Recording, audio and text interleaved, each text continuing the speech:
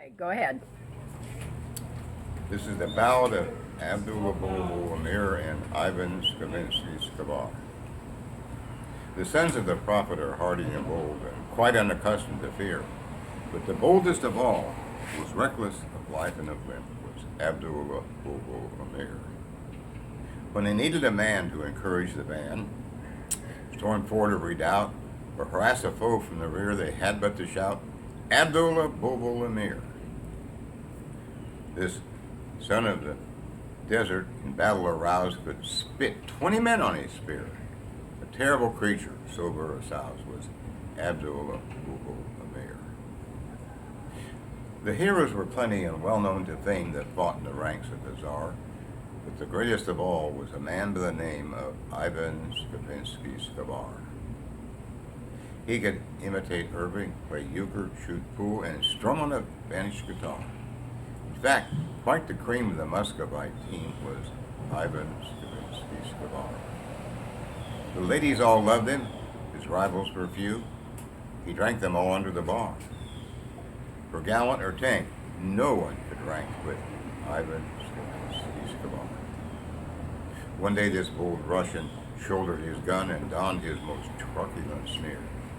He rode into town and straightway ran down Abdullah, Bulbul, Amir. Young man, quoth the Bulbul, is existence so dull that you're eager to end your career? For no infidel, you have trod on the toe of Abdullah, Bulbul, Amir. My friend, said Ivan, your remarks in the end will avail you, but not, I fear, for you'll ne'er survive to repeat them alive, Mr. Abdullah, Bulbul, Amir. At that, the bold Mameluke drew his trusty skiboot, that's that curved sword, and with a cry of Allah Akbar, with murderous intent, ferociously went at Ivan Stravinsky's Kabar. They parried and thrust, sidestep and cussed. The blood they shed, quite a lot. The erudite blokes, seldom given to jokes, swear that hash was first made on that spot. They fought through the night by the pale moon, yellow moonlight. The din was heard from afar. Multitudes came, such was the fame of Abdul and Ivan's Kabar. As Abdul's long knife was taking the light, back he had shouted, Huzzah! He felt himself struck by that wily cowmonk, Count Ivan Stravinsky's Kabar. The Shah rode up in his red-crested fay, expecting the victor to cheer.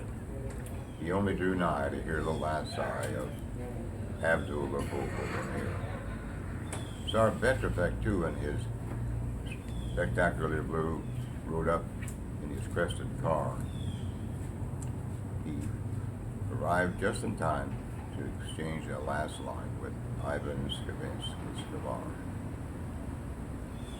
There is a grave by the way for the blue Danube flows, and graved there in carriages clear is, stranger, when passing this way, please say a prayer for the soul of Abdullah, Bulbul, Amir.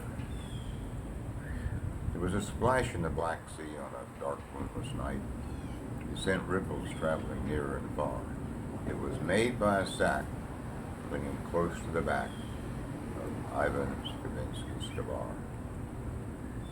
The Muscovite maid her lone vigil keeps by the light of the pale polar star.